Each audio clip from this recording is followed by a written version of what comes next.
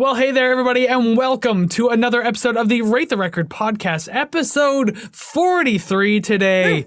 Oh, the second last episode of the season. We are actually here, and oh my god, once again, we blew another opportunity to cover a band like Sum 41. For episode 41, we blew that, but only a small amount of people are going to get this. We could have covered Mushroomhead today, but we certainly didn't.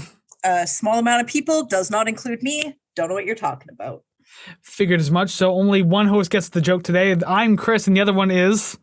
Spacey and doesn't know where she is, Savannah. Yay. That's a hell of a nickname. It damn well is, and it's completely true. It's sad. Are you going to have that put on your tombstone one day? Oh, I'm never going to die. I'm immortal. We will see. Oh, that is menacing. Ominous. Oh, side note, I saw somebody post something saying that it's totally okay to say, have a great day. But why isn't it appropriate to say, enjoy your next 24 hours? It's the same thing. One just seems, more menacing and ominous than the other one does, I suppose. I love it. But anyways, yes, this is the Rate the Record podcast, so thank you very much for joining us today on this episode. We sure hope you have a lot of fun listening to music, checking out music, and especially checking out something particularly new. Because, when I say that, maybe some of the albums we've covered before on the show you haven't heard before, but this one, I can guarantee you haven't heard before. I haven't. Savannah hasn't heard it for long. So, we're listening to Sykotik Sinfoney today, spelled very phonetically, too. Sykotik Sinfoney and their album Eargasm. It's a trip, I'll say that much. Oh, yeah. I think I've been listening to it constantly for the last 3 years. And before then, no idea. Well, yeah, this one seemed to come out of the blue, and then you pulled it. If you hadn't pulled this out, I wouldn't have heard of this. But anyways, maybe we will enjoy it today. So if you like what you hear today, maybe you'll hit like, subscribe, rate, comment, share, follow, all those things to help build up that musical community that we're trying to do everywhere we go. We want you to be a part of it, including over the audio platforms. Hit that the 5-star rating, leave some good reviews, bump us up in the charts. More people like you will find us.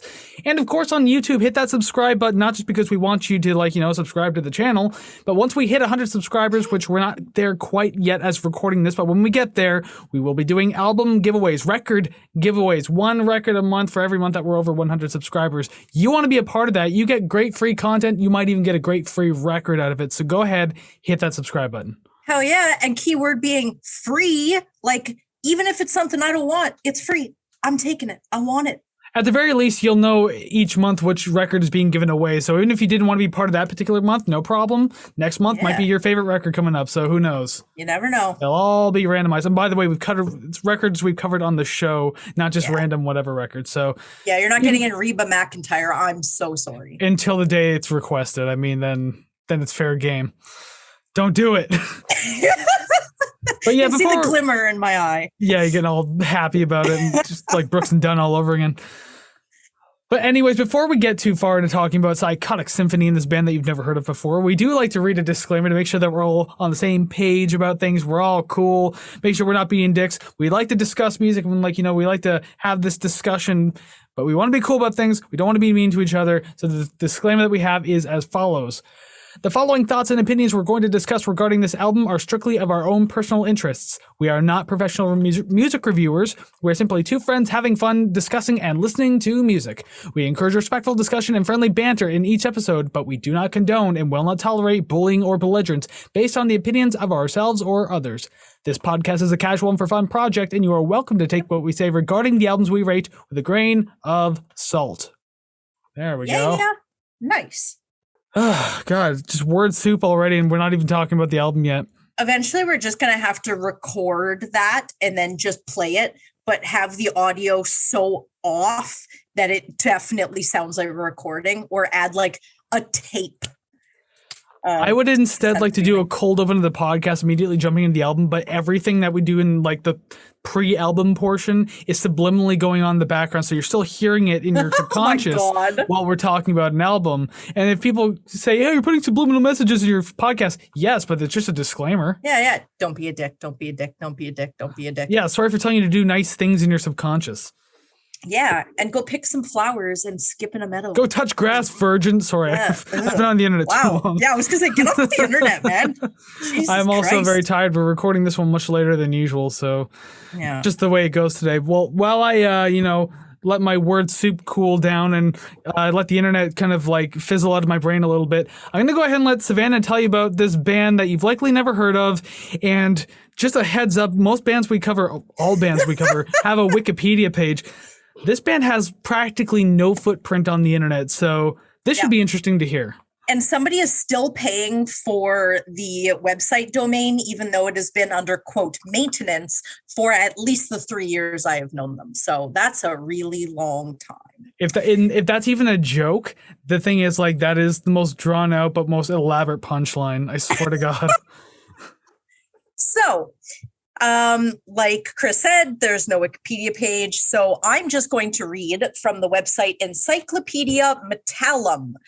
So, Sykotik Sinfoney was formed in 1988 under the name Dichondras and quickly became an underground success with their comical heavy metal sound. They recorded one album under the Dichondras name before changing their name to Sykotik Sinfoney. They were signed to Moonstone Records and recorded 3 songs that were featured on the soundtrack to the B movie Bad Channels. They even appeared in the film performing the song Manic Depresso. One of the songs recorded for the soundtrack was under the name The Ukuleleans and was a polka spoof entitled Little Old Lady Polka. The band finished recording their album Eargasm in 1993, but the release was canceled due to the band breaking up in 1994. The album Eargasm finally got an independent release in 2008. Should have rewritten that. The grammar in that is atrocious. Yeah, you're reading directly like verbatim from the website. And as soon as I say it, I'm like, cringe.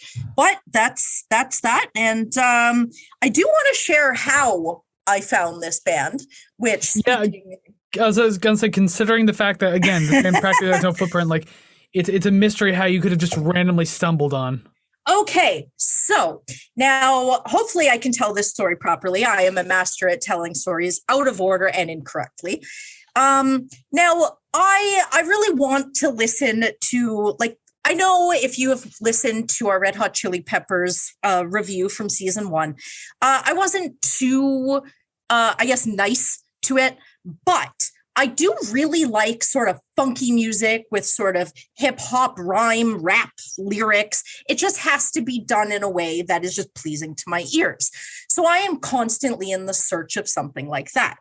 Now, that aside, I also like to look up older bands that were hits or like that were popular in the 70s and 80s and see what their later albums sound like. So I was searching Blue Oyster Cult on Spotify. Now, their first album in the 90s was released in 1992 and was the soundtrack for the movie Bad Channels. So I'm like, okay, I don't know what this is. Didn't know it was a soundtrack, whatever. So I'm skipping songs in the list and I hit the song Mr. Cool. I listened to it going, holy shit, I like this. And so my dad, he got me into music when I was a kid. And, you know, I share stuff with him. He shares stuff with me. So I sent it to him and I said, there's no way this is Blue Oyster Cult. I'm like, is this? So I sent it to him. He's like, there's 0%. If that song was Blue Oyster Cult, that'd be such a crazy turnaround in their career. Oh, yeah. Well, I mean, it was the 90s, right? Crazy. Even so, they're older at that point. So they're not going to take that many more chances. Yeah. So I asked him and he's like, no way. So I'm like, okay, this is really weird.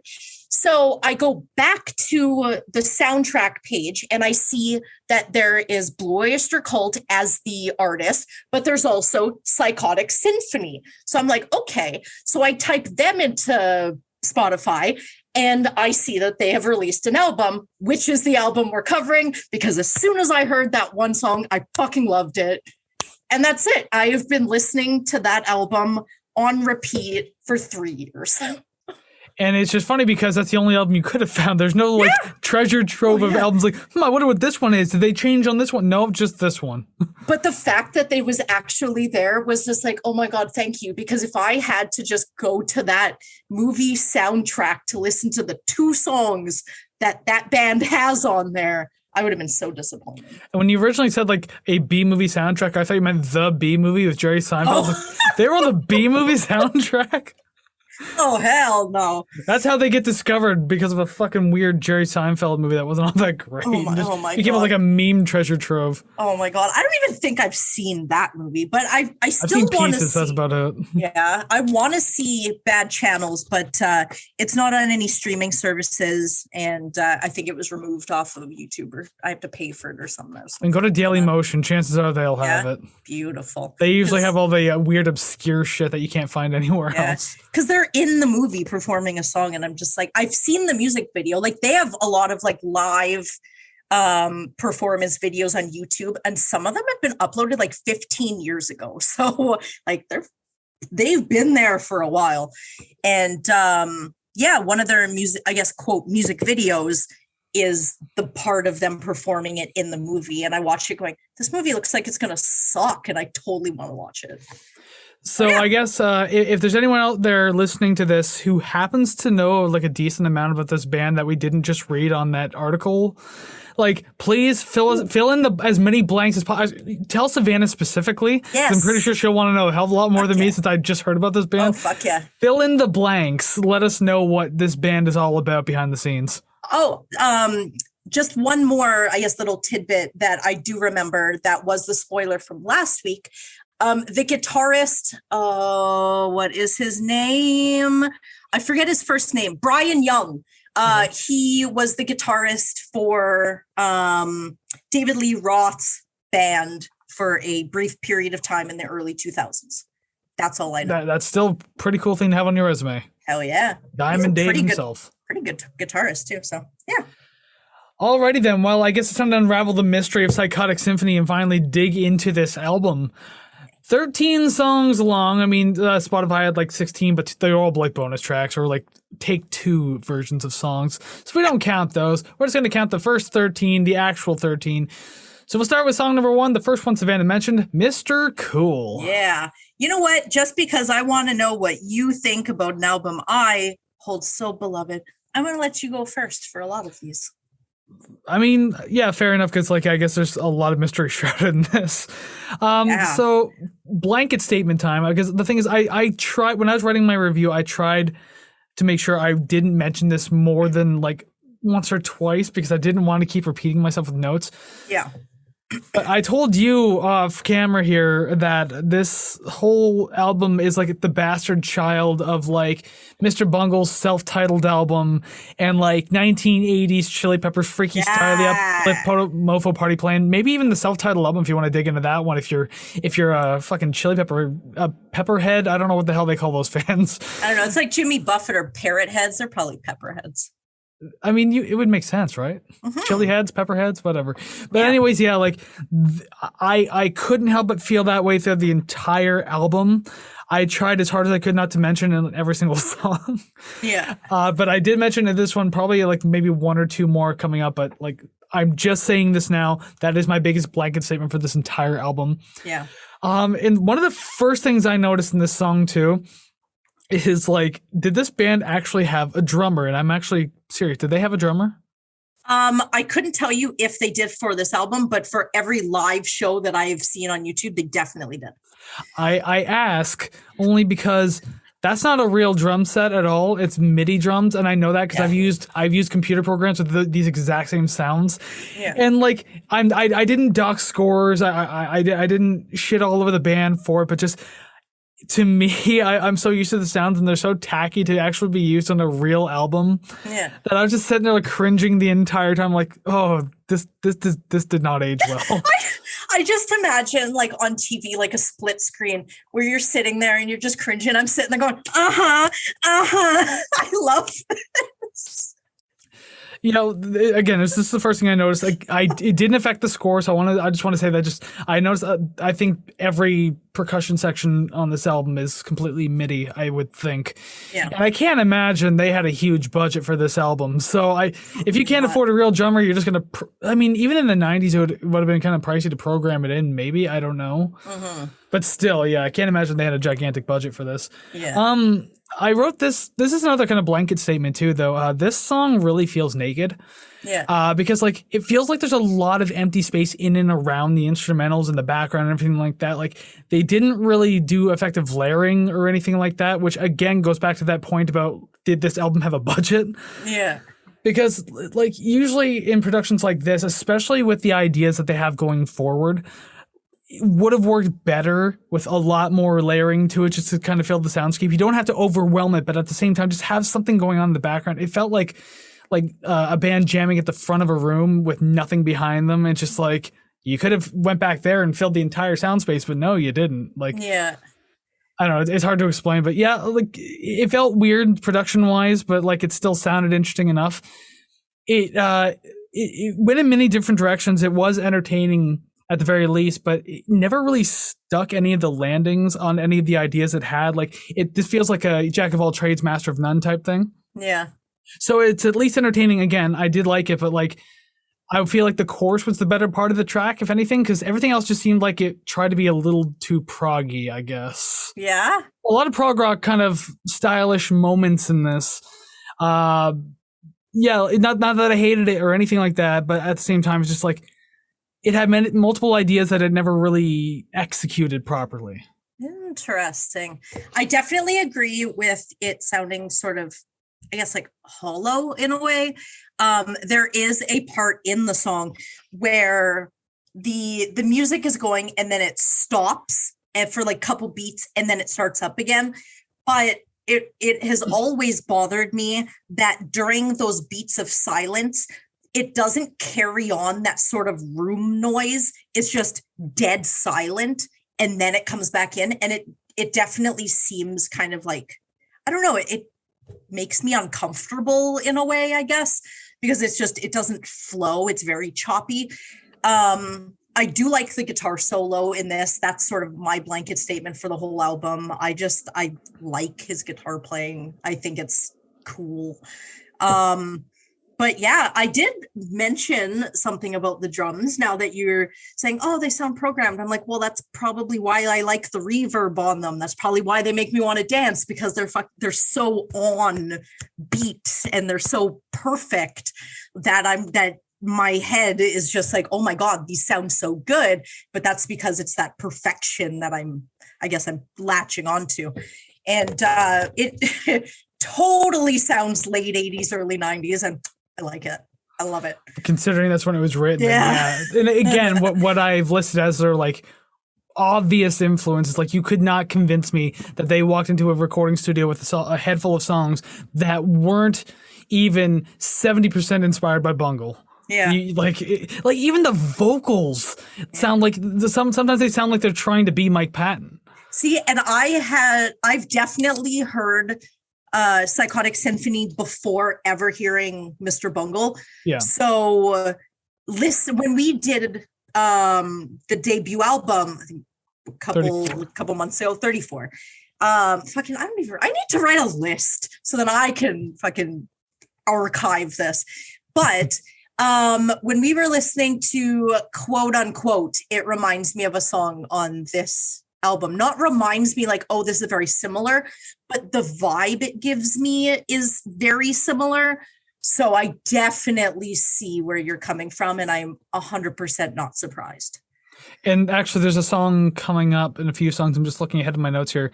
One of the songs reminded me like a heavier version of The Girls of Porn by Bungle. Ooh. Okay, I can see which you one probably know where that's the one I thought of too when I heard it, well, or when I was reviewing it. When we get there, let's see if we match on that at the very least.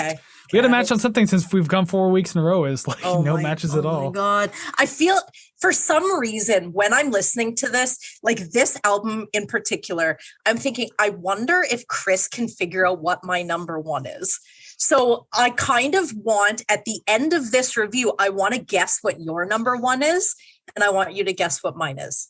Well, I know Mr. Cool would be the obvious choice because you even chose that as a pick of the week once, but I'm going to say it's not Mr. Cool. Yeah. But we will get there when we get there. We will. Let's jump over to song number 2 now, Posers. And again, I guess I'll kick it off since you want to hear my opinion so much. Damn right. I do really enjoy how they have these like funky drum and bass passages in like a lot of the songs. The guitars kind of add to it too, but when they're doing like the high-end funk guitar, I don't know. It sounds like I don't like that part too much because it reminds me of Dave Navarro trying to do funk music for the Chili Peppers in 95 or 96 it was. Yeah. Whenever One Hot Minute came out, but like, I don't know. Certain guitars just can't do funk too well. Like, obviously these guitars are very well tuned to metal. Like, any metal that they do in this album, they pull off phenomenally. Like, actually, it's probably the strong point of the album, in my opinion. But yeah, I don't know. Drum and bass, great for the funky passages. The guitar, not so much. And the rapping, yes, let's talk about the rapping, shall we? Very, very cringe. I get that they aren't taking themselves seriously, and I'm not trying to be a Scrooge about music having fun because I'm all for it. But like, if I'm trying to be critical about it, then like, it was cringe. What can I say? I don't like their style of doing it. And obviously, we've listened to goofy styles of rapping before. We've heard Mike Patton do his. We've heard the Beastie Boys. We've heard the Chili Peppers. And like, there are things I can tolerate, but just the way they're doing it and the way they sound, just I can't get into it. Yeah, I can see that. I can agree with that. Speaking of the metal parts, though, I do have written like the brief thrash metal passages are interesting, though it just doesn't fit between the rapping verses. Something feels so off about it. Like, and again, I'm used to things feeling off and just kind of jumping from one style to the next because from the bands we just mentioned, you hear that, especially Bungle. Yeah. I wanted to try to stop saying their name in this fucking podcast. I've seen it like 10 times already. Yeah. But anyways, it's only song 2. Yeah, and like, I don't know, it felt like it was trying a little too hard to do the random thing and like just to jump all over the place avant-garde. Like I liked what the song did, but just I don't know, nothing transitioned really well. And yeah, as I said, they have their weird mix of influences and everything like that. There's nothing wrong with it, but like it feels like it's going overboard on the influences, and that's when the problem comes in. Because by all means, if you want to play on your influences, that's great. Because as I said back when we did Bush, like it's your first album. And for all we know, the last album that you'll ever hear by this band. Yeah. But regardless, it's your first album, and the best thing you can do in your first album is to play off your influences because it helps build your own style. It helps to show where your sound came from and how, like, you know, your whole sound exists. Yeah. This is just like rehashing their influences, and I don't know, it goes a little too heavy for me on that. Yeah. Okay. There's not like a lot of individuality in this music. It's very creative, but there's not really a lot of individuality because just like when I can think of nothing but those other 2 bands, like I'm trying to erase it from my head and just take Sykotik Sinfoney as it is. Like it's hard. It's really hard to do though. It's really, really hard. Does it help or hurt that they're also from California? Hurt. I didn't think it was going to help at all. The other 2 bands are from California too. They're all from the same area, all kind of like had their own image around that time too. So yeah, that doesn't help too much, does it? Yeah, no, not really. For me, again, with the drums, maybe, I don't know. Okay, so I don't know if they're toms or if it's just keyboards, but I just imagine they're playing on coconuts. That's all I hear. I don't know what it is, but I really like that in particular. Yodeling is not something I hear in rock songs, so that caught my attention right away. I don't know how it wouldn't. I did like I think it's a talk box solo at the end. I think I like that. That was cool. But definitely written at the turn of the 90s, again, between the glam metal and grunge, just listening to the lyrics. Again, no lyrical breakdown. If we did, we would probably be vomiting and or laughing the entire time. But yeah, pretty much talking about, you know, how glam metal is stupid. Yeah, I mean, I feel like there's a few different variations of metal in this album too. Like I mentioned, like, you know, thrash metal passages, and then the glam metal screaming and everything like that happens throughout the album too. Yeah, and it's weird because I do mention this later on in the album, but there is a song coming up that to me kind of sounds glam metal-y, but in this particular track, they're kind of shitting on glam metal and the fact that you could have a million bands, but they all sound the same. You can't tell them apart. And I'm listening to the song coming up going, the fuck were you just saying back there? And what are you doing right now? A bunch of hypocrites. The fuck is this? I guess you got to play into it in order to truly make fun of it then. Sometimes, I guess. Bunch of fucking posers. Alrighty then, we can move on. I guess we can move on. Are you good to go? Yes. Oh, 100%. Because now that I seem to be leading the charge on the songs, just because you want to hear my opinion, it's hard to know when to like kind of cut off at one point. All right, so song number 3, Gardeners from Hell. And I mean, like, I do like the metal portions of this track. As I said, like, I think metal is like the high point of this album for the most part. And this obviously is a clear parody of like the metal of the time, like Megadeth, Pantera, Metallica, etc. You can hear a little bit of all 3 of those bands in this. And don't worry, I'm all over the shitting on Dave Mustaine train. I mean, like, we've been there, done that. Trust me. Hello, me. If you've been here before or seen Kris's TikToks, yep, there it is. Would you like to see my one-man show of Dave Mustaine having an argument with Bob Dylan? Oh my God, no, please. Shut up, you would. I know you would. Put it behind a paywall, please. Only the most dedicated fans. Over on Ko-fi. I'll make a specific one-man show on Ko-fi. There you go. Ko-fi.com/write-the-record. Didn't mention that before. Go support us financially. Perfect. Anyways, so it's a clear parody of metal. Like, you can just tell, especially Gardeners from Hell. That just immediately came in my head, Cowboys from Hell. Yeah. So, like, I might be wrong, but I think I'm right. Yeah. At the very least, too, the funky passages are done pretty well in this song too, so they're doing a good job of combining like metal and funk. I really like the synth bass in the middle of this track too. Like, it's like during the solos and everything like that. It's got a great tone. It's a good idea for the bridge, and it's very funky as well. There's also like a musical band collective. I don't know what you want to call them, but they're called Snarky Puppy, and they're like this like weird progressive jazz act, and they're really cool. And they have songs where they use a bass tone like that, and it sounds so fucking cool. Hold on. Repeat that name so I may write that down in the book that I'll eventually get to listening to. Snarky Puppy. Excellent. Now continue. Thank you. I'll have to point you in the directions of a few specific songs too, because they have a large weird catalog. As soon as you said it has that sound, I'm like, hell yeah, because I gave that bass sound 7 out of 5 stars. Excellent. Just a little extra for later. Exactly. Other than that, the ending to me felt very unnecessary. It's kind of an ineffective ending that didn't really need to bring back the vocals. It could have just ended like just prior to bringing back the vocals. It could have ended just that way, and it would have been like good for it. But I don't know. They did it a couple times in this album where just like you could have ended it one way, but you just had to drag it out a little further, and I don't know why. Yeah, their own choice, but I felt it was unnecessary. Understandable. A lot of the stuff that I have, you've pretty much said. Excuse me. I did write that if I ever worked for city parks, I would listen to this all day, every day. I can imagine myself just driving around on one of those huge riding lawnmowers, just, mowing a golf course, listening to this. I do like the music during the verse, the bass and the funky guitar. Again, the bass and the bridge. I like it. This is the kind of music I was on the search for when I found this album. Funky rock with some hip hop feeling lyrical structure that actually sounds good and airs more on the side of rock / metal, but like kind of has a little bit or little sort of peaks of other stuff. And if the last song didn't scream comedy, this one definitely does. There is nothing serious about that song, and I feel like it kind of, I don't know, it's kind of endearing in that way where I know I don't have to take it seriously, and if I want to laugh at it, I don't feel bad because I'm not laughing at them because they're also laughing. Yeah, and I mean, I don't think there's many points to take seriously on this album. I mean, there are like what I feel are literal skits in this album at certain points. Yeah. Oh, and we will certainly get there. But I mean, those are some of those things sometimes that we debate whether or not we should cover them on the show, but they're clearly songs as well. So it's like there's no debate. Like, we're going to do it. They're like almost 4 minutes long. Yeah, they're not even interludes. There's actual like full length tracks. Yeah. Yep.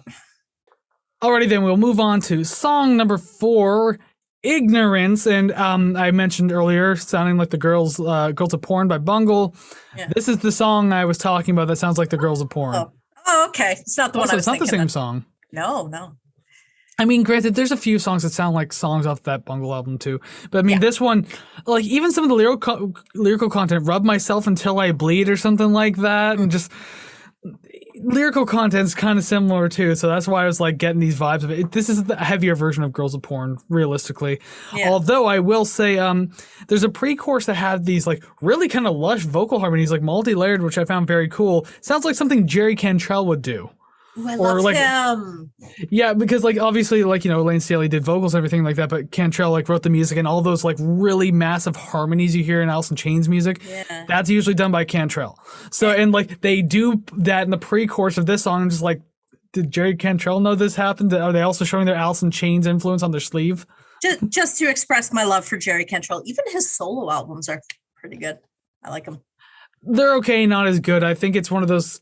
I mean, I'm not going to say that you're wrong. I'm just going to say that like I feel it's one of the situations where the collective is better than just the piece. I've listened to more Jerry Cantrell solo albums than I have Alice in Chains whole albums. So maybe a little biased until we cover Alice in Chains. One day, you never know. One day. Alrighty then. So aside from the vocal harmonies too, like I didn't have a lot to write for the song. It's almost 5 minutes long, but it was hard for me to write too many things. Yeah. I did say that like it feels like it has some good ideas to play with. Like most of these songs do. Like they have something interesting going on, but again, the execution's not done too well. Like it's almost like it doesn't know how to conclude a phrase or like transition properly. I don't know. It tries really hard to just like, you know, do the random things. Yeah, did you catch that little burp there? I definitely did. Excellent. I'm drinking carbonated water. Best choice besides beer to drink for a podcast. I have beer, so I'm very surprised that I just let mine out of my nose. I actually have a beer in the fridge. I decided not to drink it tonight. So why is this happening? Every time I drink, you don't drink. Every time you drink, I don't drink. My other half has now been leaving one beer in the fridge for me on recording nights. He's like, just in case you want it. I'm like, damn right, I want it. So what a sweetheart. Damn right. All right. But yeah, as I said, I don't know. I don't feel like the executions were done too well in this. Like, and it's a shame because it sounds like they're obviously very creative. They know what they're doing. They're able to fuse styles so well, but the transitioning between them and just how abrupt things are, like, again, it feels kind of try hard to me at some points. For me, I still like how funky it sounds. This one I don't think I really liked as much as the other ones thus far. The music in this one is quite repetitive. I mean, we're not listening to like 15-minute rock operas or anything, but it's still sort of, I don't know, you kind of take the like sort of section, then repeat it, then repeat that, then repeat it again. And you're just kind of like, okay, like I want you to offer me a little bit more, but really all I'm getting is just sort of the same thing over and over. I like the entire bridge. The guitar, the chimes, I guess, sort of mock broken glass. I like that. That was kind of interesting to hear. But I do think it could have been shorter in length.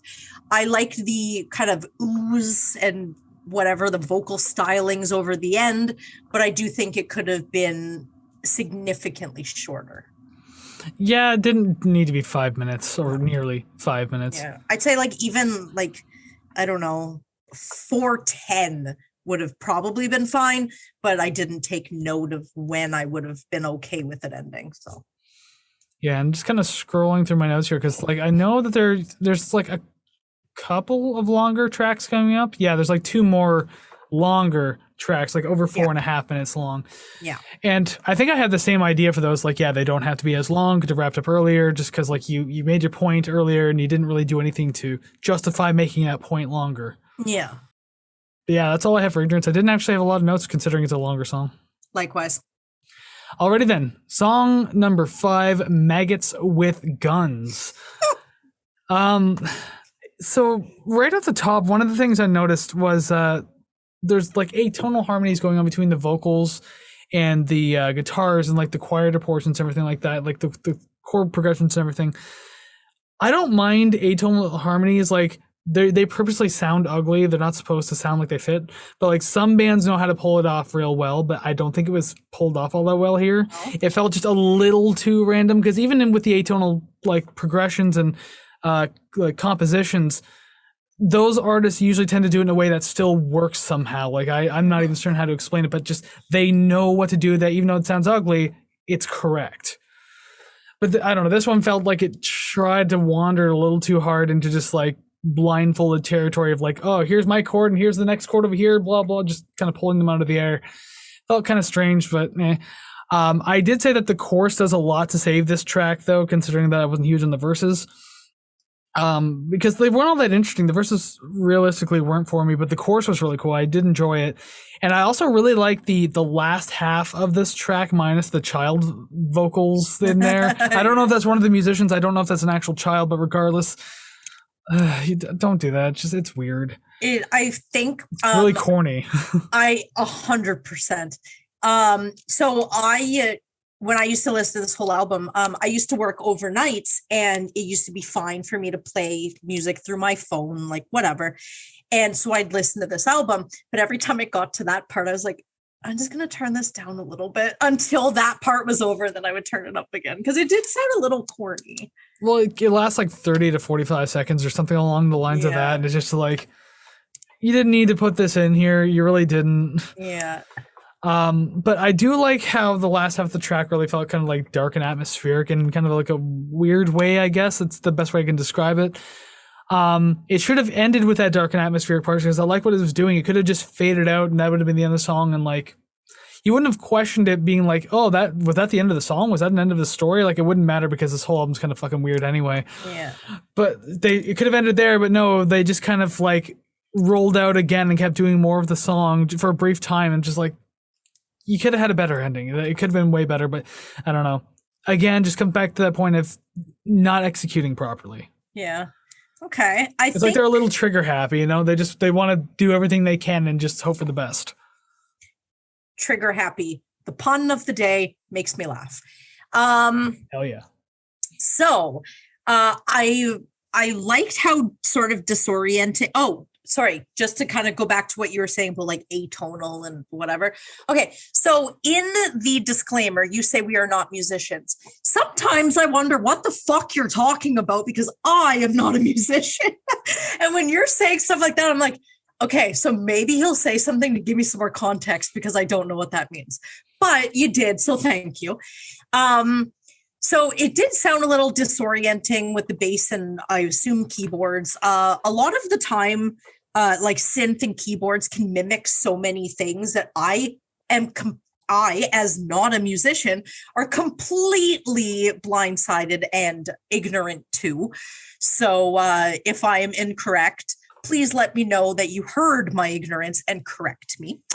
I did like how the bass lines line up with the drums. It kind of like, I don't know, gives it more life instead of playing two different things. It's sort of just the bass gives, I don't know how to say it, but it like gives, I don't know how to say it, because you know how like when you play a stringed instrument, you're getting different notes, right? You're going up and down, but with drums, a lot of it is just you're keeping the beat, you're playing the same thing.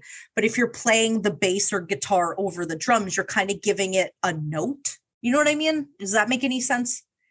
In a way, yeah, but drums can have their own note too, because I mean, like you can tune your tom drums to different notes, so like that's a way, I guess. I guess I'm really speaking of like the bass drum and the snare, kind of where it's pretty much the same. You're constantly hitting it, but if you're playing, say, whole notes on the snare and whole notes on a bass, but you're going up and down the neck of the bass, you're kind of giving that snare more life, because it's not just the same. Oh, so you're just accenting those notes. Yeah, then. yeah. Okay. I like that. I think that is a good idea, and when I hear it, I appreciate it, because it kind of just pushes it forward a little more than what it could be. I do admit that with this song, the mental image I get is the maggot from the show Freaky Stories, with an AK-47 dressed like Rambo. Now, to our American listeners who have no idea what the hell Freaky Stories is, Google it. It's just like a puppet maggot, but it's dressed like Rambo. Or because I have never seen Rambo, but I have seen the movie UHF with Weird Al in it, I'm just picturing Weird Al dressed like Rambo, but a maggot with an AK-47. Yep. That went in so many different directions. You know what? If you just make a Pinterest board of all of those images, I'm sure you can kind of piece it together like a jigsaw puzzle. It's fine. I feel like some of these descriptions of things I see in my head, it's a pretty good explanation on why I picked this album and why I like music like this. I think the worst part is I can see it in my head too when you describe it. I know, right? It's a true story. It happened to a friend of mine. Exactly. Oh my God. There you go. And I think it's another thing that American viewers won't get the reference to. Yes, Canada. There's an episode of Freaky Stories on YouTube. Just go watch it. You won't be nostalgic for it, but we are. Hell yeah. Alrighty then. So we'll move on to song number 6, more or less the halfway point, kind of. Sex Sells. Ooh, but no, it's a play on words here. Sells in the CELLS. Ooh, how something. I don't know. Yeah. I'm running out of words and we're only halfway through the album. This is the one that I kind of liken to The Girls of Porn, only because just topic matter just kind of sticks in there. Okay, so I went more instrumentally and melodically, and you're going by actual lyrical themes. Okay. Yeah. I could see how that crossed over then. Yeah. I did say that there was great guitar work on this track. Really liked it. Right from the intro to the little background layers added throughout the entire verse. Definitely stands out for me more or less in this one, so that's good to say considering I haven't said the word stand out yet, so there's a win. Fair. The phaser effect on the vocals though is way more distracting than anything. It's like not super in your face, but it's just there and unnecessary. I don't know. It like comes in at the beginning of every line. Yeah, like I don't know why. Like people can add vocal effects for whatever reasons they want, but like you would think there would at least be a reason. I think the only thing I've ever accepted as like, aside from reverb as like a natural vocal effect to use that's never bothered me is distortion. Yeah. I mean, depending on how crispy that distortion gets, because it can be like really inaudible at times. But I mean, I don't know. I'm fine with distortion. I'm fine with reverb. But then like the phaser effect, hopefully there's a good reason why you're using it. And didn't really seem like there was much of a necessary reason to use it, but whatever. That's your own choice, I guess. Yeah.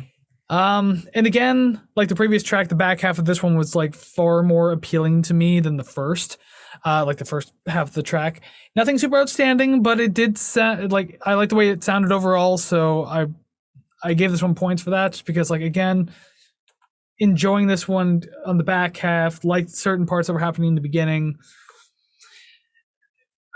Probably one of the more outstanding tracks, I guess, but only to certain extents. Yeah. Fair it's hard enough. To know what to say with a lot of this. It really is. I know. Oh my God. So before recording, I was telling you that I think it was difficult for me to review it like the whole album, just because like I did just want to sit here and listen to it. And it's hard to kind of pull it apart because I've passively listened to it for so long that when I have to pull it apart, I'm like, I don't know what to say other than I like this, I don't like this. And I know that I've had issues with that with albums in the past, but you know, you kind of push through it and you're like, I can, you know, talk about how the guitar is doing this, how the drums are doing that.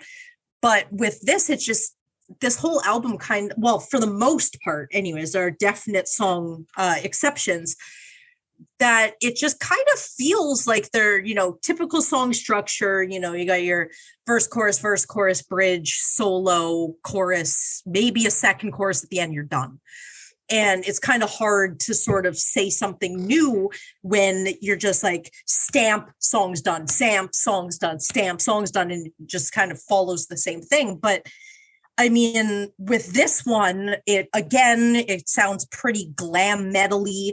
And like I said at the beginning, after the protest of the song Posers, earlier in the album, it's kind of odd that this does kind of have that sort of, I don't know, sheen to it. I like the slap bass, whether that's keys or an actual bass, doesn't matter. Fucking love it. Chef's kiss. I did like the record scratching in the bridge, and that is something that, you're not hearing all the time. So it is something that stands out, something that I can actually talk about. Blanket statement from this song forward, record scratches, I'm down for. I liked it. I guess my last note is really, it's definitely a product of its time, calling a woman a slut and singing "Suck My Dick." So another song, when I listened to it at work, I would turn it down because I knew it was coming, and then I would turn it up for the solo.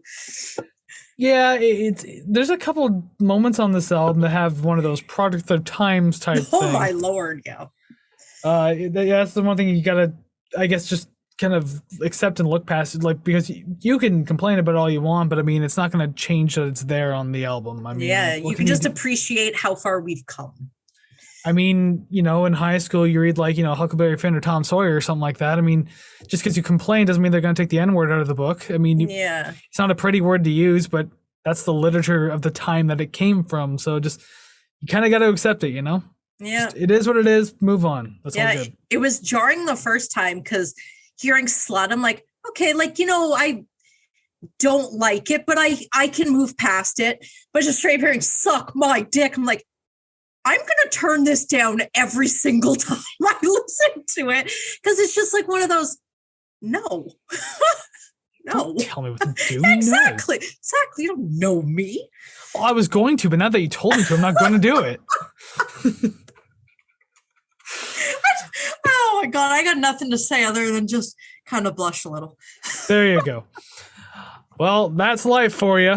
Song number 7, Life. Yay, there's your transition right there. Gotta have at least one. I like this song. It's so funny. It's funny because my first two notes go so well together. So my first note is, hell yeah, loving the hardcore punk feel in the first verse. Second note, well, this song ended up going all over the place. Oh my God, did it ever? Because oh my God. I obviously didn't know that this was one of these skits. This one's definitely because you're essentially taking the same verse and doing it in 3 or 4 different styles. Something along the lines of that, because it's all the same lyrics going all the way through. Yep, I think 3 different styles, yeah. Yeah, because there was the punk, the country, and then there was an alien one, I think. Sci-fi? So I'm just going to read mine only because I only have 3 or 4 notes, but it definitely explains the song. What you are about. So this is what it says every time. It says, what you are about to hear is what it would be like if you were up for 3 days on drugs. It's called Life. And then it plays a song, and then it's got a bunch of lyrics to it. Then it proceeds to demonstrate this idea on a farm in Vegas, and if you were a robot. So it'll say, what you're about to hear is what it would be like if you were up for 3 days on a farm for 3 days on drugs. It's called Farm Life. And then it would play sort of a bluegrass for farm life, Vegas crooner style in Vegas life, and just squealy robotics for robot life. And that is the song. And my favorite part was the first part because it was a cool hardcore punk feeling type of the track. Yeah. I can appreciate the fun on this track too, because out of all the songs to not take themselves seriously, this is one of the ones that takes itself the least seriously. Oh God, yes. And you know what? That's fine. Again, I'm not a Scrooge about it, and I can have fun with it, and I did enjoy it for that fact. There's not much more to say though. It's just an enjoyable halfway point of the album. I had fun with it, and you got my ears perked up for the punk part. So hey, that's pretty cool. Yep. My last note is makes me smile at least. I'm actually surprised this ended up being 3 minutes and 51 seconds. I always thought it was shorter. And by always, I mean the first time I listened to it. Yeah. Oh yeah. It's you listen to every time I would listen to it, and even now, I have no idea what the lyrics are of the actual little parts. Something about dropping a child on his head, maybe, I'm not sure. But I try and see if it matches, if they sing the same thing each time. I don't think they do, but I'm sure one day I'll figure it out. But yeah, listening to each part, And then seeing this almost 4 minutes, you're like, there's no way. How is that a thing? But if you think about it, each part is probably what? Oh, I guess it would be like a minute. But then each like with the I'm completely losing my words out of my brain, and I apologize for everyone who's completely turned this off by now. Like the narrator? Yeah, that's it. So the narrator is probably about 30 seconds. The song is probably about 30 seconds. So you don't really lose the attention, because by the time you do, they're onto a new thing. So yeah, exactly. Yeah. Yeah, that's all I really have to say about it, because I mean, it was fun, it was interesting. It's hard to take as a song. It's more of a skit to me, but at the same time, it works. Whatever, I'll take it. Yeah. Yeah. Alrighty then, we'll move on to song number 8. Straightforward, Cake Fuck. This reminds me of cake farts. Oh my God, what?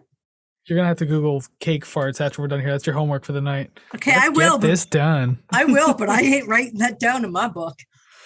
All right. You don't have to. That's fine. I didn't write it in my notes either, but just cake fuck reminds me of cake farts, and my God, is it funny?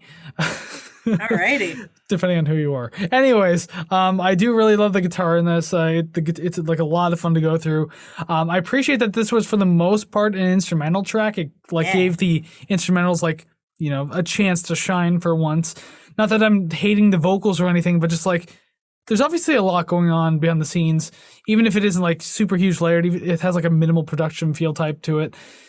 But you can hear what they're doing. They're having fun. They don't have to follow a vocal melody. So yeah, they're just having fun. I appreciate that. It sounds cool. So it was nice to have this like little instrumental break here on the album. I didn't anticipate we're going to hear one, but here we are.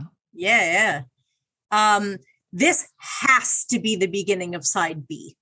Like there is no way that it's not, especially coming after Life. Like that has to be the way that it ends seems like it trails off the A side of the record, and then this one starts B, which is awesome. Now I don't want to give too much away, but I do have a note, and it is all in capital letters. It says, there is so much in this song that I like. Excuse me. I love how funky the horn section is. When I heard it the first time, did not expect it. And again, I used to listen to this at work, had a coworker come up to me going, what the fuck are you listening to? Because I'm listening to metal, then I'm listening to some sort of jazzy, funky horns. Fucking love it. Oh, I'm so into it. I could listen to the song on loop forever. The bridge into the end of the song with the percussive, like I'm assuming is the percussive hitting of the bass. Love it. Fabulous. And I like how it slowed down and was sort of moderately jazzy and then yelled, fuck you, and then got right back into it. And I love that. Oh, I love it. Such a fan of this song. Yeah, there's a lot of fun things going on in this one. Really enjoyable. And again, just without the vocals, you're just able to like kind of really appreciate everything else they have going on. Because I said, they're creative. Like I said, they don't really have like their own unique individual image because again of all their influences that are very clearly on display, but at the same time to play music like this you have to be a creative person. You have to be like really like good at these styles, and they clearly are. So this song is a good display of that. Yeah, I agree. Alrighty then, we'll move on to the longest song on the album this time, number 9, Brain Dead. I do like the synth work on this track a lot, more so than some of the other songs, minus that like one synth bass I commented on before. I like that a lot. Even though that kind of that's kind of here in this track, if I'm not mistaken. I'm having a hard time remembering. But anyways, yeah, it kind of keeps the track alive and going like in the background, so that's really cool. Like that. Like okay, I wrote this next note and I feel like I remember what I was trying to get at. This is more or less a joke, though. I said, why is this track? Not what, but why? Okay. Oh, wait, no, that's the next song. Never mind. I'm reading ahead of my notes here. Jesus Christ. Well, just so you know, for that note, I agree. Excellent, yeah. Yeah. I guess I'll try to elaborate on that when I get through. That's why I was a little confused. I'm like, I don't remember anything like that in this song. Yeah. although with this song, my next note is just talking about how this one also feels naked, like the other ones kind of did. Like, minimal in the background, not enough layering going on. Just, I don't know. Like, again, is it a budget thing? Is it that they just kind of use all their creativity on their own instruments type thing rather than like thinking what can go into the background of a track? Like, I don't know. It's not that it bothered me a whole lot, but I feel like they could have done so much more with it. Like, this production could have benefited a lot more from like multi-layering and everything like that. It could have been so much fun. Mm-hmm. And because of that, like, it kind of led to this song for me being a bit of a sleeper. Yeah. Like don't get me wrong. Once again, the song has good ideas scattered throughout it, like most other songs do. But this band could really use some help constructing something that flows a lot better, I guess. Mm-hmm. Even if it's like random experimental compositions, I get that it doesn't necessarily have to be like the perfect ending or flow to a song. But at the same time, the bands who do this do it well because like they have a lot more of this inkling, or lack of a better word, I guess. They have this idea in their head of like how a song can conclude properly, especially given the mood of the song and just what it does. They could use a little help with that. Yeah. Interesting. See, this is why I wanted you to go first. I sit here and I feel like I'm listening to a professor just speak. I'm like, okay, yeah. Do not insult professors. Interesting. I'm not of the Ivy League. That's fine. Any attempt at flattery for you is just dying flat. So, first off, the tremolo effect at the beginning, very pleasing to my ears. I find the main riff very catchy, and the keyboards kind of sound eerie, which I guess kind of fits because it kind of made me feel a little disoriented. The song is like seemingly about being in an institution. So I don't know. I found that the keys, they sounded very necessary because, like you said, it would sound very flat and empty without them, which I guess in your opinion, they kind of sounded flat and empty with them as well. Even though I did like the synths altogether and the strings and everything. I did enjoy it, that part of the track. Yeah, but imagine if they were gone, it would just be like white wall. It would just it wouldn't have a lot of depth. So I'm glad that they can kind of add that with the keyboards, which is nice. Now I find that the guitar riff, now I can't really tell if the song is a chorus or if it's just a different segment, which when we're doing albums and sort of songs like this, it's kind of feels like they're made of in like little parts rather than verse and chorus. And I know that kind of negates what I said earlier about sort of the song structure. But with this one, I wasn't sure if it was the chorus, but the guitar riff under the solo and what I think is the chorus kind of rolls like driving through the Appalachian Mountains. That's kind of what I got with that, because the guitar is kind of like, if I could actually sing it on key, I would, but I hear it in my head, but it's kind of like, it does its little riff and then restarts it. So it kind of feels like it's going up and then down and up and down and up and down with its music. So I don't know how to explain that. Cause again, disclaimer, not a musician, not even a functioning human being. So I apologize for that. But that is what I thought about this song, and I definitely ruined my part with my pun, and I could have just said that I was brain dead. So, yay. You could have. You lost your chance. I did, because it would have fit perfectly there. So, I mean, perfect example, brain dead. And I mean, I've already done 2 puns in this episode, so I think we're past our quota anyway, so it's okay. Yeah. Well, I mean, there is an opportunity for at least one more, so yay. Well, hey, let's make it big then, huh? There you go. 3 now. Man, fuck you. Mine was going to be for the next song. You could have had this one. You set it up so well. Like, I'm going to work towards this one. Let's make it big. Alrighty then, that is song number 10. 10 though that we're moving on to. Let's Yeah. Make It Big. So that previous note I had, that's where it kind of comes back into this one because now I remember what the hell this song was. Song question mark, more of a skit again. Not as good as the last one though, but it's still a skit nonetheless. And this is where I ask, why is this track? Not what, but why? Because Yeah. breaking down the song real quick, the lyrical analysis that we always do, or as far as I can tell, a host introducing 4 different contestants that are very different. They all have musical styles behind them as well. Yes. And just it doesn't go anywhere or do anything. I'll read this whole point because I even explained the contestants extremely briefly. The host vocals are irritating. The metal guy has some straightforward 80s, 90s metal backing. That sounded fine. Contestant number 2 reminds me of something I would hear in Valley Girl by Frank Zappa.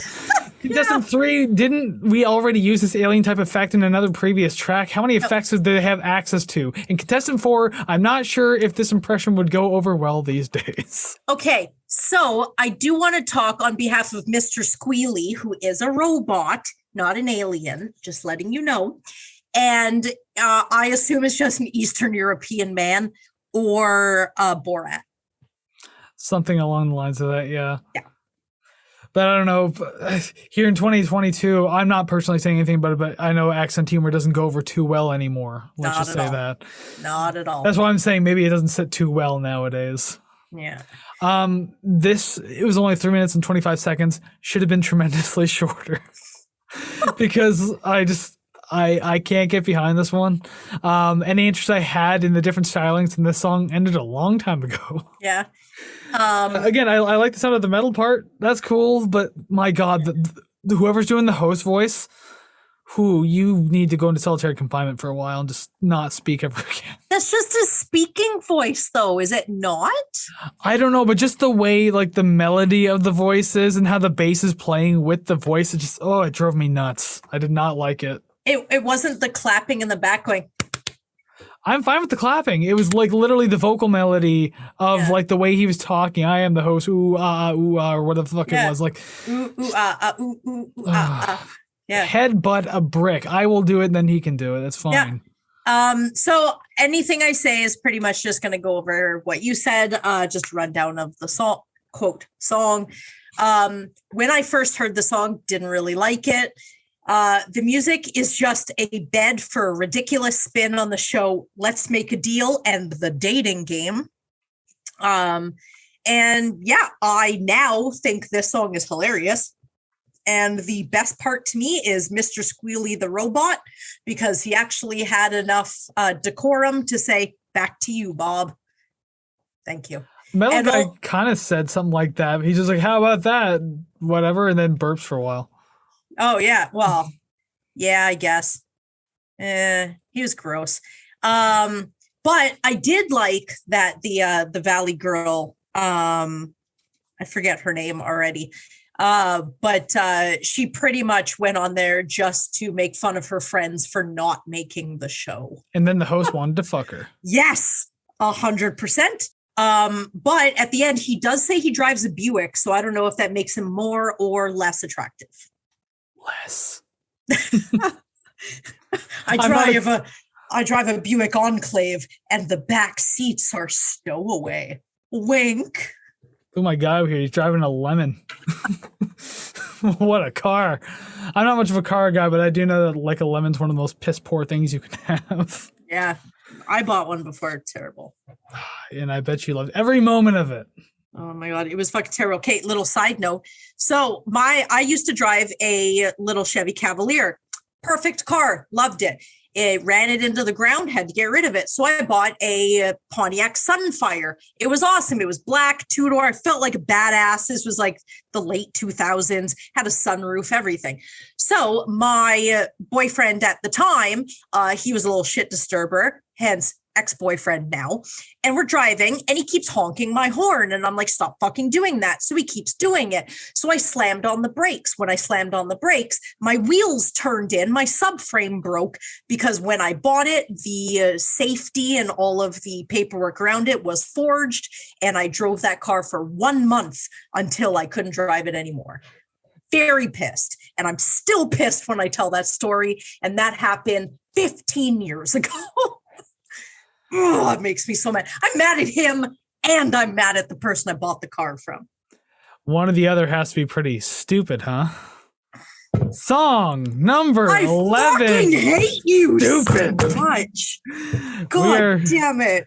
That's what that shit-eating grin was, wasn't it? Thank you for these natural setups. I love it. Oh, for fuck's sake. You know what? That's what I'm here for. That's what I'm here for. We're going to have to talk about bugs if I want to do something with daddy long legs, but I don't know if that's going to work properly. But anyway, song number 11, stupid. Jesus Christ. All right. So aside from the bass and guitar in this track, I didn't like much about this track at all. No. It's reusing a lot of ideas from the previous tracks and just again playing too heavily into influences. So it's hard for me to think anything about the song is interesting. They do like this Beastie Boys style of like vocal tag teaming, like passing phrases back and forth and everything like that. That's fine, but I still hate their style of rapping. Still very cringy. Don't like it. It's not that I can't have fun with music. Like obviously there's other tracks in the song that like Life, for example, not Life, Life and Cake Fuck. Things like that I was able to have fun with. I can have fun with music, but like, so I'm not trying to be a Scrooge. But I mean, at the same time, like songs lose their fun when you keep recycling old ideas and you don't have much creativity in an album that's otherwise had a lot of creativity in it. Yeah. So I don't know. This song really fell off for me. I don't know what else to say. So I don't mind the song in the grand scheme of things. My first note just says much funk, much bass. So nice. I really like the riffs that everyone. Okay. So now this is an image that I had in my head here. So I don't know how to describe this other than I really like riffs that everybody playing a stringed instrument can pull up the neck on the last chord. You know what I mean? They play something and they're like, da, da, da, da, and then they all pull it up on the last chord and they just like do it all. Very choreographed. Oh, I fucking love it. It's like when you do it all the time, it's super cheesy.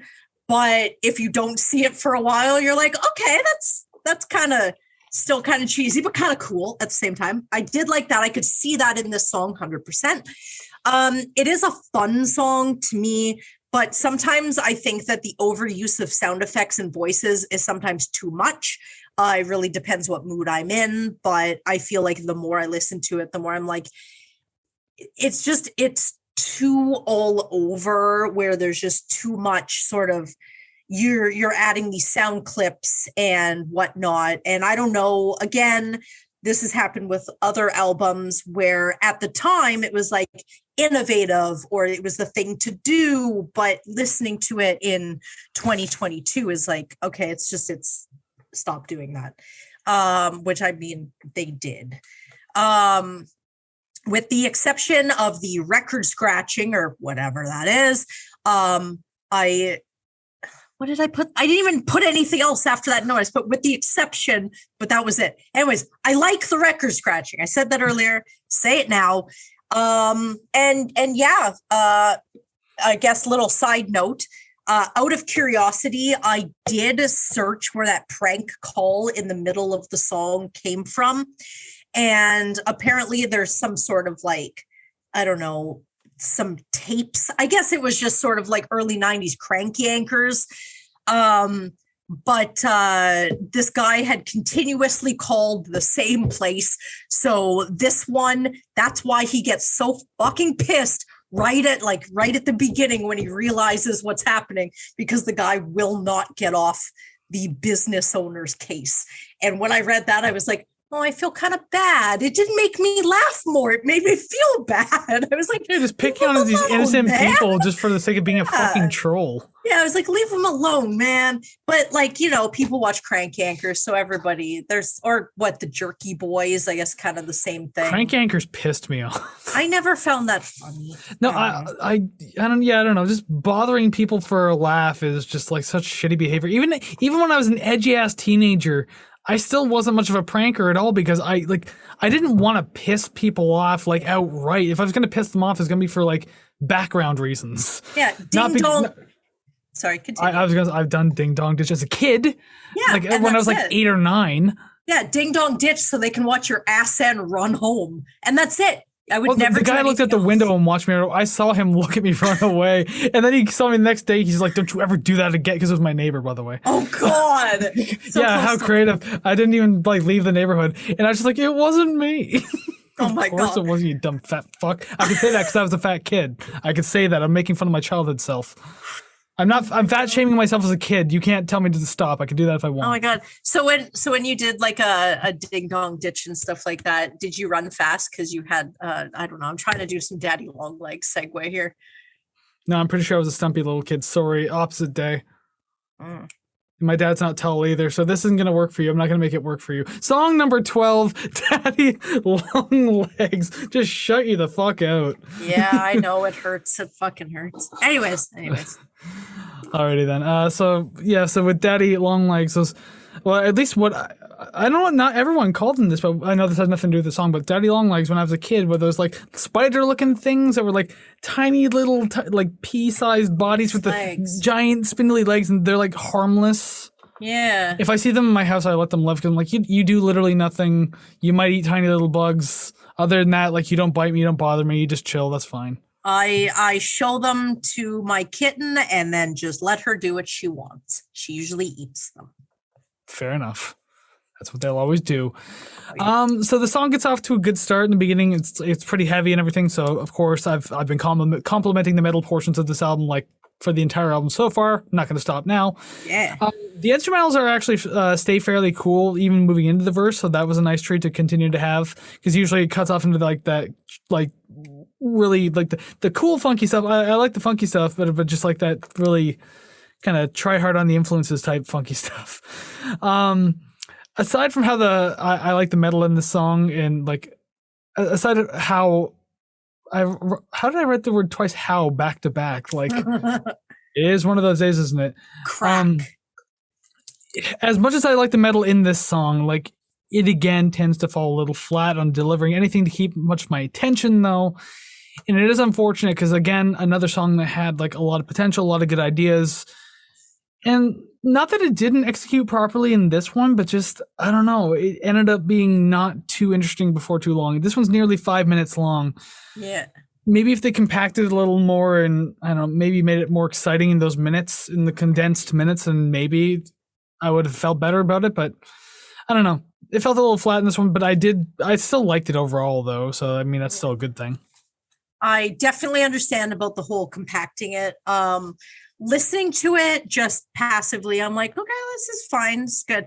But I do see where, you know, certain sort of, I guess, I don't want to call them bridges, but I guess they are kind of bridges because they're connecting two different parts. Could just have been trimmed a little bit. This could have been trimmed. And then if you just trim each little bit by just a little, you're really just taking off like 30 seconds of the song. You're not taking a huge chunk, just a little bit out of here, out of there. The beginning of this song, I always kind of get visions of like galloping horses just from the drums. I like the drums in this one, fake or not, don't know, couldn't tell, don't care. When the music kind of slows tempo after the sort of intro bit, to me, it's just a sick rock song. I like that. I do think that the vocals match this song more than any other on the album. I think the tone or the sort of hitting those high notes, it really fits this sort of metal sound. I like that a lot. I should say this at the end of the album, but I am going to say it now because I really feel it in this song. It totally sucks when you find a band or album you like and there's only one and you'll never get more. And I like this song. I want more of this. It's the second last song of their only album. Piss me off. What if they surprise everyone with like an album like 20 years later, 30 years later?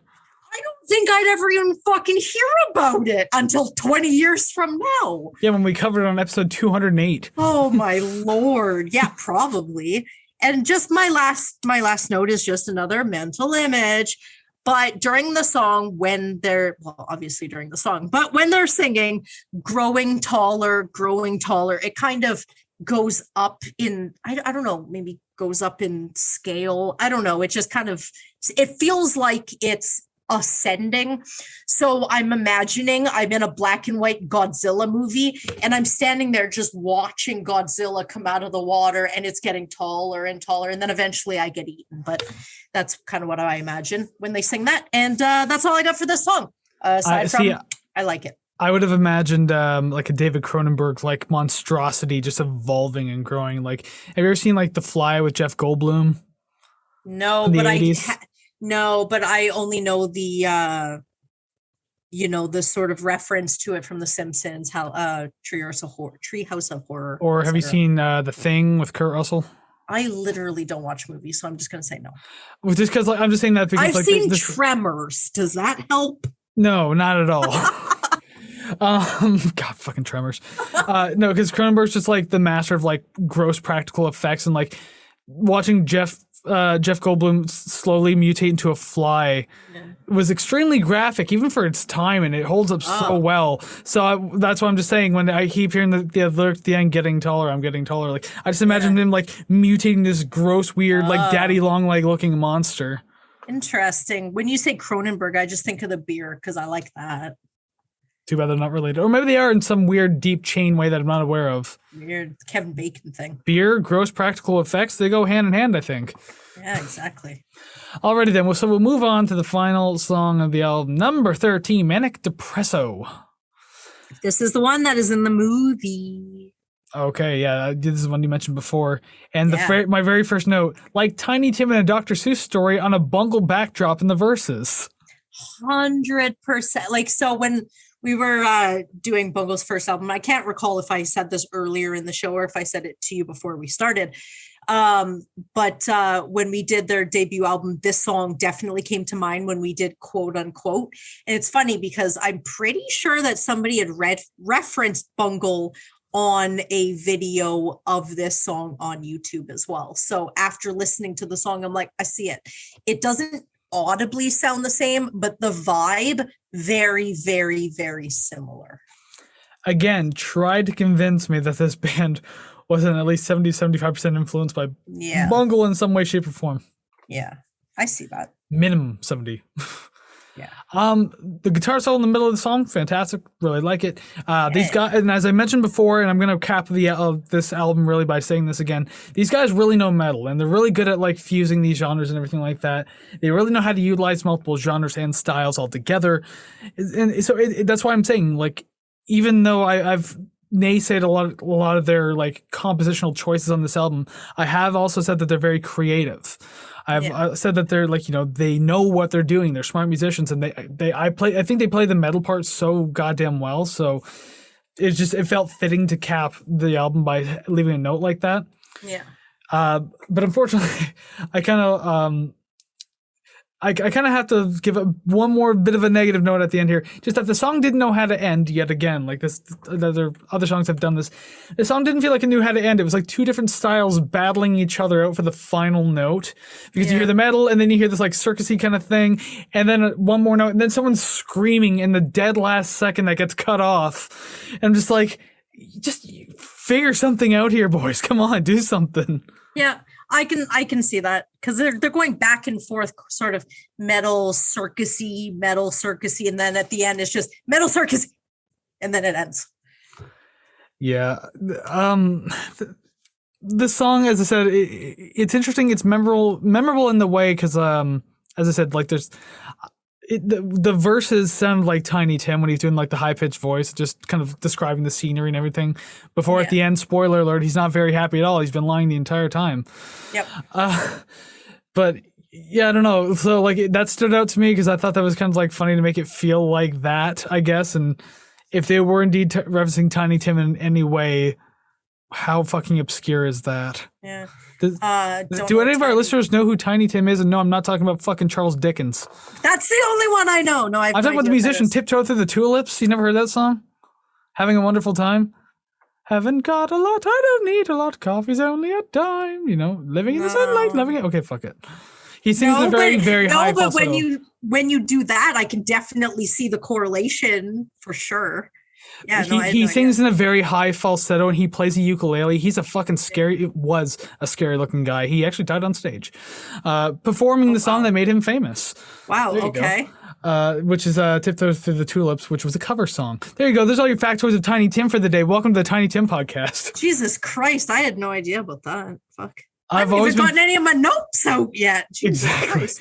But yeah, just I don't know. Like the song had some like memorable ideas in it, and interesting enough way to end the album. But it didn't end properly in my eyes.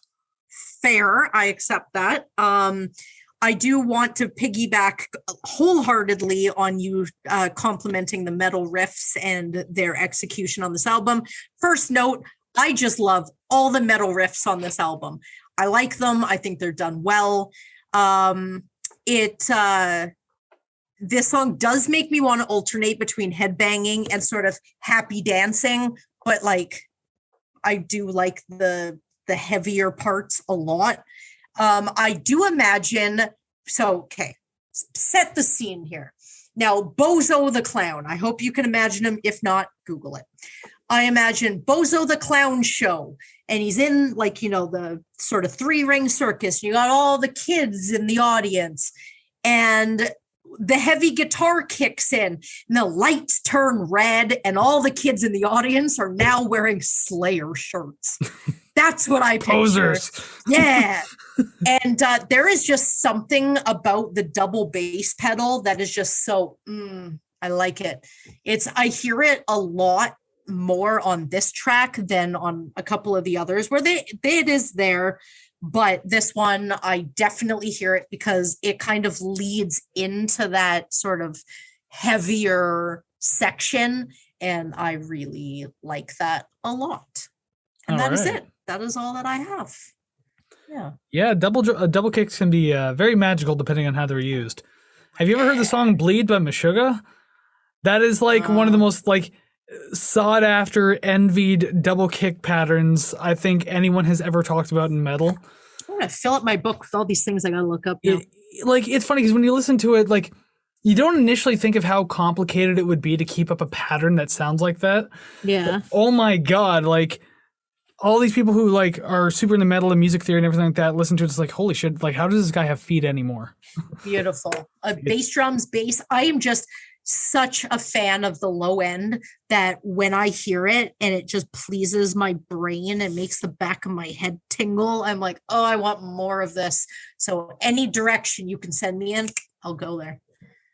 Well, you're going to be a manic depressive finding out that we're at the end of the album, so you can't get any more of that stuff for now anyway. So ever again, question mark. We actually, at the point of recording this, do not know if you'll ever hear this band again. Maybe they will, because maybe the whole trick of them having their website up is they're building to something. Oh my god, yeah. Well, watch the day they open up their website, the brand new album drops that day. Just surprise. That would be the most fucked up yet awesome yet fucked up thing ever. Get people talking. That's what you got to do, especially in 2022. You got to do something viral. This is true. That group of 5 people, because I'm pretty sure that on Spotify. Now, just to kind of get an idea of how many plays they get on Spotify, they have 418 monthly listeners.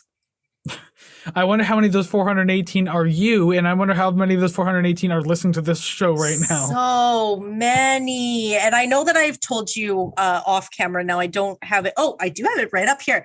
So now, just before we kind of do our rankings here, I said that I had found them about 3 years ago. Well, my top songs for 2020 on Spotify, I don't want to give any away because I don't want to say what order they're in, but out of the top 10, 5 of them are from this album. Jesus. Yeah, 5 of them. And then if I keep going, out of the entire list, I'm almost positive I have the entire album. There is 1, 2, 3, 4, 5, 6, 7, 8, 9, 10, 11, 12, 13, 14, 15. So even those extra tracks, like the second takes, are on this list. So, and even Gumby, the 45-second song? Yeah, 100%. I have listened to this album at least, I would be lying if I said at least 50 times, between 50 and 100 for sure. Well, I will say on my Spotify list, I won't say what song, but the same Nine Inch Nails song has been number 1 on my list for 3 years in a row. Yeah. Oh, yeah. When you like it, and it just won't change. It's such a short song, too, but I won't say which one, never. I mean, it's probably on social media somewhere, so you could probably find it, but never. Yeah. But yes, we are at the end of this album, Sykotik Sinfoney's Eargasm. Maybe you had one of those today, maybe not. You can let us know down in the comments. Yeah. Let us know in the comments of wherever the hell you might be listening to, YouTube, audio, it doesn't really matter. Just let us know. Like, subscribe, rate, comment, share, follow, all those great things. Be part of the musical community. Let us know what you thought of Sykotik Sinfoney and their album, Eargasm. Yes, please, more, even more than Kevin Gilbert, because I know that he has many fans of Toy Matinee, fans of other works that he did. But with this one, I do not think I am ever going to meet somebody in person, in the flesh, that has heard this album or that knows of it. So if you do, if you like it, talk to me about it, please. I need friends more than any other time. This one specifically. Thank you. There you go. You all have homework now, right? Good things about this album. Yes, please. Even bad things. Don't care. I just want to talk about it. Yeah, have any excuse to talk about it, just like we did. I've never heard about it. Now you got to talk for like an hour with me about it. Yes, I love it. But you're going to find out a lot more than just what I thought about individual songs. Now we're going to find out about song rankings. Woo! Worst to best, album rating. That's coming up later, but first song ranking. So above our heads, boom, graphics have changed. There are names, there are numbers, and we have to put songs next to those numbers as per usual. Got to find out what we like, where we're putting it. And to those of you who've been tuning in for a while, you'll know that we, for the last 4 weeks in a row, have been shut out 0 for whatever number it's been. I didn't think it was possible to go 4 weeks in a row, but I mean, hey, we surprise ourselves all the time. Okay, so at the beginning, I wanted to guess what your number one is. Now hearing your review, I'm going to scrap that fucking idea, because when I'm like, yeah, I think you'll like this, when I listen to it, I'm not even going to venture that no more.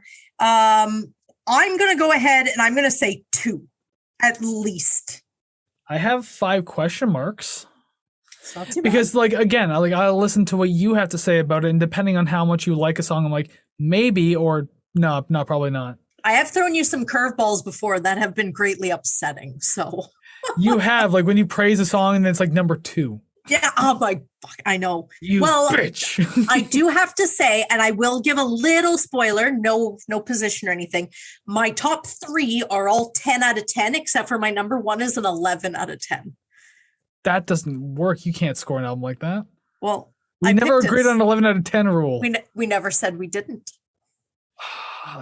This is a controversial album ranking. Well, I mean, if it wasn't 11 out of 10, it still would have been my number 1 out of 10 out of 10, but I liked it that much. So it was really to prove a point.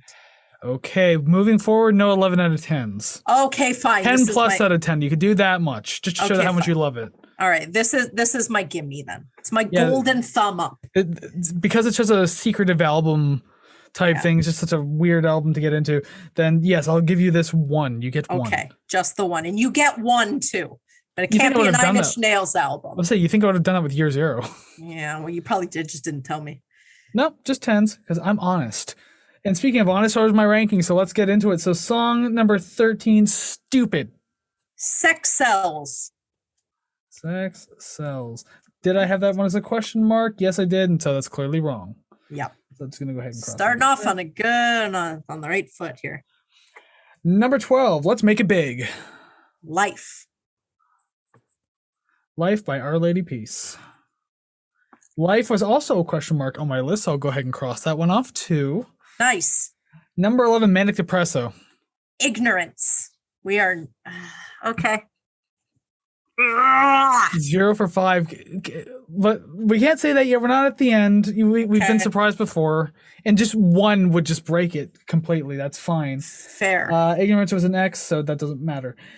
Let's see. Number 10, Posers. Stupid. Stupid. So stupid. It's 9 plus 10. 21? You're stupid. God. One of my favorite memes. Okay. Number 9, Brain Dead. Let's Make It Big. Let Us Make It Big. Mac. Okay, so number 8, Mr. Cool. Posers. I'm not happy. Let me just go through the rest of the list here. Mr. Cool is there. Yeah, okay. there is still a chance here. There's still but it's waning so quickly. There's still 4 that we can get here. And we got 7 songs though, so we will see. Number 7, Sex Sells. Manic Depresso. See, that's fine. At least that's fine. all right. Yeah, that's okay. That's okay. That one's a gimme. That's fine. Okay. I do want to say that I just want to warn everybody that if we do get a match, I'm probably going to start smacking my desk and screaming. So just letting you know. And I'll cut it out of the podcast, so you'll just seem crazy for saying that. Fabulous. Let's see. This is a gimme. Number 6, Ignorance. God damn it. Maggots with guns. Okay, there's still 3. We are not done yet. Maggots with guns. Okay, so number 5, Daddy Long Legs. Brain dead. Okay, there's another one gone. Yes, it is. That leaves 2. Number 4 in mine is Maggots with Guns. Gardeners from Hell. Ooh. Now, the question is, are we just about to blow it in one more pick, or are we going to surprise ourselves? If our number one's fucking match, I'm going to shit myself on camera right here. Okay. I don't think Mr. Cool is your number 1, so I maybe, because my number 3 is Gardeners from Hell. Mr. Cool. I think we did it. I think we're good. Number 2, Life. It has to be, yeah. Daddy Long Legs. So that means we broke the streak on a number 1 song. I am so fucking happy that you like that song so much. So number 1, what's the song? Cake Fuck. There we go. That is, I fucking love that song so much. It was instrumental. It felt refreshing, so I liked it. I am so okay. Not only did we break the streak, your number 1 is my number 1, and I'm so fucking happy. But I love the suspense of having to get all the way to the bottom of the list just to find out. It's like a fucking cliffhanger. I swear to God. I know. Oh my God. It's like my heart dropped. it's like a roller coaster. Oh my God. I can't even breathe. Oh, Cake Fuck was a question mark, by the way. So yes, there we go. Oh my God. I love that song so much. Yeah, that is awesome. I'm so happy. That's why I'm also glad you didn't want to try to guess number 1s, because then we both say Cake Fuck. It's like, wait a minute. Did we just spoil it? And I thought about it. I'm also so happy for not saying that. The way that you described Cake Fucking, like that you really like that song, I was just like, if we have to just try to guess each other's number 1s, I'm going to have to lie just to throw her off. Like, I'm going to have to say Mr. Cool. Well, just listening to it, I was like, okay, I thought that you'd like Maggots with Guns just because it kind of, seemed sort of different. But I also thought that you would like, what is it? Yeah, no, it was definitely Maggots with Guns. Well, that was my number 4, so not bad. And I think maybe Brain Dead, but I was definitely off base with that one. Yeah, that one didn't do a whole lot for me. Yeah. But hey, number 4 for Maggots with Guns. But yeah, the more important thing is we finally broke the streak. We're not 0 for 5. That's fucking sick. We got 1 out of the last 5 episodes, but whatever. It's finally something to match on. It's a number 1 song too, so that's even more impressive. Oh, that is awesome! It has been a very long time since we matched number 1s. Yeah, I mean, I'm not gonna sit here and think on the podcast because it's just gonna be like dead air. But I'd have to go back and look. The only thing I can think of is the Eagles, which I know it's been sooner than that. Yeah. I know maybe Animals as Leaders. Maybe I'm gonna have to look. Yeah, we're gonna have to. But that's then. This is now, and now we have to go on to the album rating screen. So we match our number 1s here. So maybe we can. I doubt we're gonna match album scores, but let's see how close we indeed get to transition. Yeah. For the second last time this season, here it is, the album rating screen. Bada bing, bada boom. The waiting room is shrinking because we're no longer accepting visitors. That is until season 3. Yeah. So there's only 2 to get through, and one of them happens to be Sykotik Sinfoney with Eargasm. And of course, the album that we did last week is up there on the board. Oh, where's it? The A tier, Frank Zappa with apostrophe, just next to Primus there. Hey, Frankie, how you doing, buddy? Yo, sir. Obviously, it's a good enough album that it ended up in the A- tier. So the question is, where does Sykotik Sinfoney go in all of this chaos that is the ranking screen now? I'm pretty sure, or rating screen, I should say. I'm pretty sure you want me to go first. You know, this is Damn your right. album, and I made you go first for Zappa. Just that's kind of the order how we usually do things on these occasions. Yeah, whoever picks the album gets to put the other one through torture by making fun of their score before they release theirs. More or less, and I know you're probably not going to be too pleased with mine. Alrighty, I don't care. Our number one's matched, and I'm so excited about that. You can give it a 50. I don't give a shit. Well, the good news is I didn't give it a 50. Yes, excellent. The bad news is it's lower. No, I'm kidding. What? No, it's not lower. Serious. I would just knock my camera right off and just leave. I rated Punch a hole in the wall. rated it lower than Brooks and Dunn. No, but no, I managed to keep this one afloat in the C tier, not even C minus, but C tier at 63.84%. I don't know. It wasn't a bad album, but it's just kind of like the Bush scenario where it played way too hard into its influences. It's just like, I get you're trying to find your own identity, but the fact is, this is their only album, so that's a problem. You know what? That really hurts my feelings. But I can't care too much because if it ends up in the B tier, surprise. If it ends up in the C tier, at least Rush, Eagles, Dream Theater, whatever, it's in good company. My score is 81.54. I don't know how anyone thought it would be any lower. Yeah, I didn't know where it was going to end up for you. I thought it was going to be somewhere like maybe in the high 70s, but you put it in the low 80s. So, hey, that's not bad at all. So, wait, what did it get? 81.52? 5-4. As if that matters. Not a whole lot because it's pretty solidified where it is now with our combined scores. It does indeed end up in the B minus tier at 72.69%. That is between the Queens of the Stone Age and Billy Talent. So somewhere, not somewhere right here, exactly right here. That shit's not that bad though. No, it still manages on the top tier, which means, oh man, Daughters gets knocked down. I like that album. Redux. Yeah, more or less on your part. I don't think my scores changed too much. I really like the album as it was. Yeah. I like I've said before, I feel like I've gotten better at reviewing, even though I'm still kind of trash. At the beginning, I was like, I don't really know what I'm doing. So I would love to do like the first 5 albums again at some point, whether we do it through Ko-fi, whether, you know, we ever open a Patreon, just do the first 5 again and just, that's it, you know, eventually down the road. Yeah, it's going to be a lot of work to do, but maybe we will one day. But for now, This is the way the list is going to look. Yeah, I'm pleased. Very pleased. Pleased as punch. Yeah. Well, another B minus album, or just another B album in general, but the idea is that doesn't really matter. The fact is it's still good enough to get into the B tier, and we finally broke the shutout streak. We were one song away from going 0 for 5.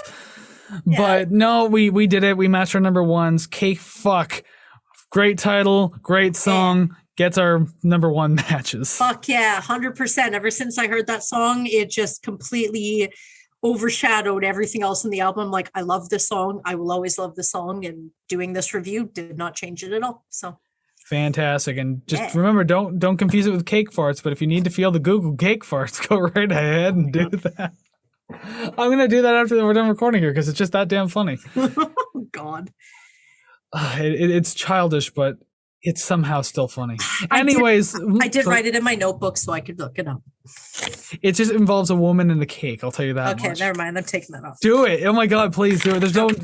It's fine. It's not porn. Okay, so what is the thing for next week? Continue on, please. Let's move on. Oh, we'll get to that in a minute because right now I just want to thank everyone for making it this far through the episode, especially on an album that you've likely never heard of. So maybe you gave it a shot, maybe you didn't. But regardless, we thank you for being here. So thank you very much for checking out the episode, hanging out with us, and hopefully you did check out the album so that way you can let us know all what you thought of it. Like, let us know your song rankings. Where would you put it on our prestigious album list? Where do you think it deserves? Who do you agree, disagree with? Whatever. Yeah. Let us know. Like, comment, rate, subscribe, share, follow, all those great things. As I've mentioned before, musical community. Let's keep doing it. And remember, you can find us everywhere. You can even let us know on social media. You can find us everywhere, and especially at ratetherecord.ca. That's where our hub, our home for everything. That's where all the links are. So by all means, go there, ratetherecord.ca, where you can find all the social medias, leave comments, do whatever you want, send emails. It's all there.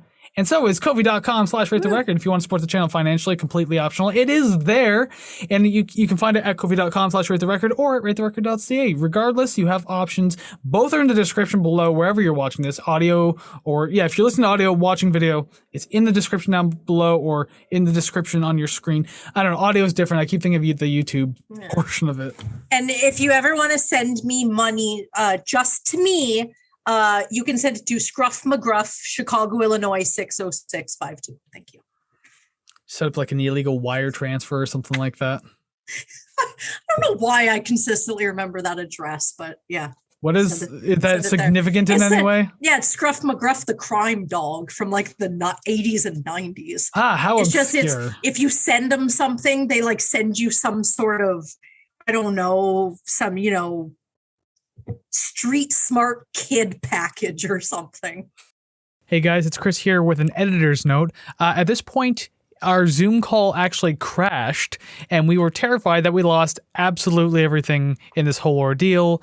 But thankfully we didn't. That's why you got the entire episode out of this. But I had to cut out a giant chunk of time where we were just panicking and talking about what would happen if we didn't have the episode. So it's going to transition really weird from here. Just wanted to throw that in. Anyways, thank you for listening. That's our cue to get the hell out of here as quickly as we can. But before we go, we'd want to give you a hint about next week's episode and just let you know that yes, it is indeed the final episode of season 2. Season 2 has been a behemoth, like 25 episodes, 26 altogether. Considering the first season was like 17 episodes or 18 or something like that. Oh my god, yeah, because I did that stupid fucking 5A 5B. I'm sorry I ever did that. But regardless, it's there now and we just gotta work with it and live with it. Regardless, 2 has been huge. 3 likely won't be as big, but it'll still seem like a fairly decent season. Yeah. And we'll also be introducing mid-season breaks next year, kind of like next season, like we did with this one. So yeah, that's something to look forward to. Breaks, yay! Yeah, and we actually already have all of season 3, if not the majority of it, planned out. And some of the albums that we have coming up, I'm actually really excited for. So I think you guys are gonna really like it. Yeah, we got some pretty big albums coming in the next season. It's gonna be fantastic, and I don't imagine the show will look too different, but who knows? It's anything could happen in the few weeks that we're off. I could be like, you know what, we're gonna be upside down from now on. My backdrop's gonna change. My whole setup's gonna change. So I'm excited for that. I do want to move my computer literally over from this desk over to the next one I have, but it'd be a whole different angle. I could put up more posters on this side of the wall. I can really just fill up my space.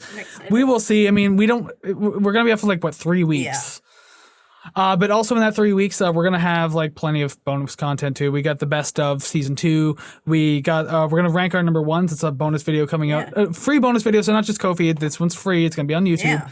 And Savannah's got one of her I Love This Song videos. She's been talking to me behind the scenes about releasing one. I did one already for 9 Inch Nails, and now she has one coming out, so that'll be perfect to fill that spot. I'm gonna offer a get well basket of all these videos, and then I'm taking a week vacation. Exactly. Oh, but also the best part I just want to say about season 3, although we could talk about it next week too, but I just want to mention that obviously our 1 year is coming up in season 3, very early on in season 3 too, because it's the end of August type thing. I won't give away too much, but we do have something planned for the 1 year episode that's going to be really cool, and we have another bonus video planned for the 1 year anniversary too that we've been discussing for months. Yes. And we are technically still planning. I don't want to say what that means, but we are planning the video right now, so it's gonna be a lot of fun. I think it's gonna be great. Excellent. But I mean, that's all of them. We're skipping way ahead of ourselves. It is the final episode of season 2 next week, and there's a band, not just us reminiscing about the season.